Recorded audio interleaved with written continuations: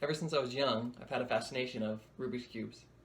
I remember my brother once had a friend over, and he knew how to solve one of these. And I would come up to him with an unsolved Rubik's Cube, and he'd be able to do it really quick, and I thought it was the coolest thing ever. After a few years, I too know how to solve a Rubik's Cube, and have even moved on to a 4x4 and some other special ones. What I find truly fascinating is someone who's able to do something completely blindfolded. Being able to memorize everything and know exactly what to do, and do all the steps without looking at the cube. And so today, I wanted to share my story of how I learned how to solve a 2x2 Rubik's Cube blindfolded.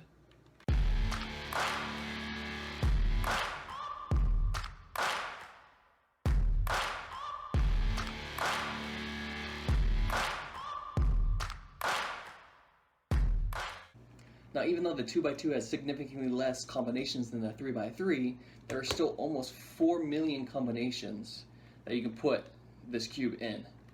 And I need to make sure that I can blindly get the one out of almost 4 million combinations to have it solved in this formation. So the actual amount of combinations of the cube is 3,674,160. That's a big number. And I just measured the cube, so as a reference of how many cubes this would beat if you had one of every combination, it's a 2" by 2" cube. So we'll times that by 2 and divide that by 12 to get this in feet.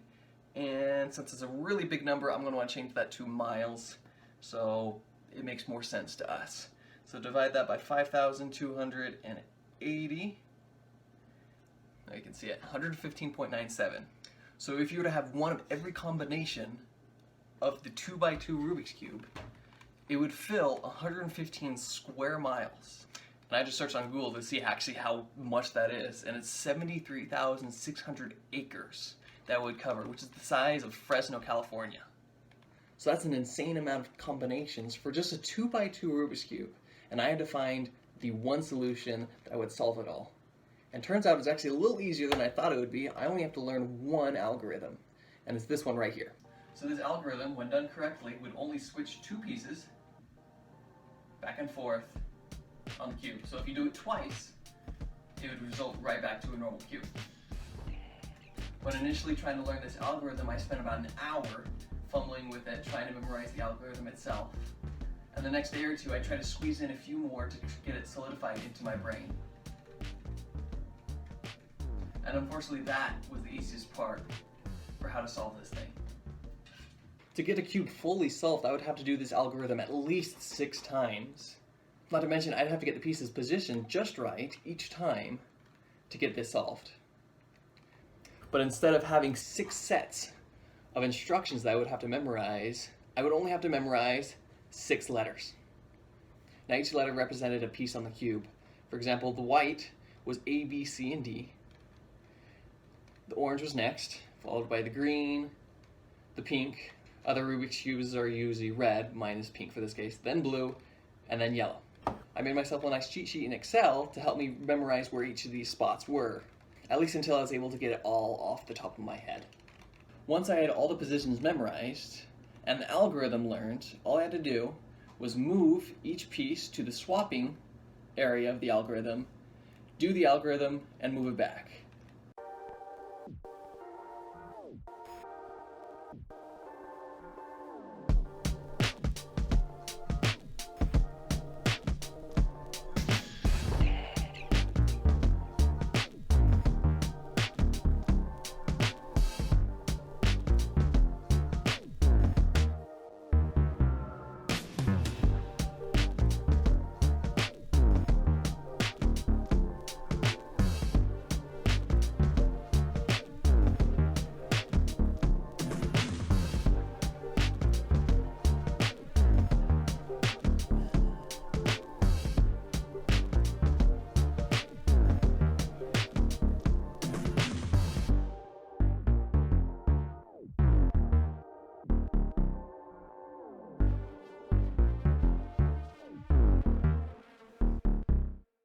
And after trying again, and again, and again, I finally was able to get one successfully.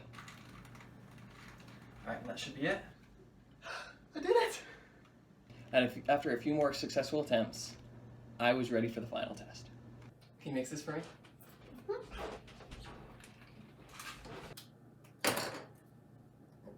T.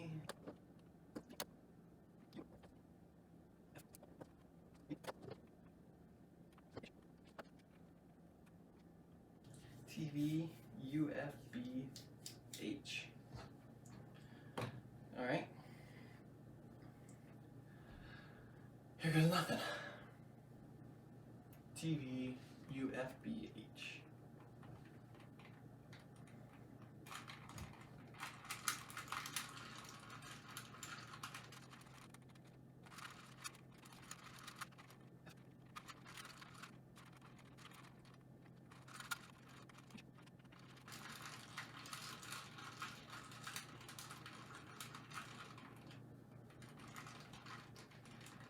That should be done. I did it! And just like that, I had solved a 2x2 Rubik's Cube blindfolded, and it only took me 5 hours to learn.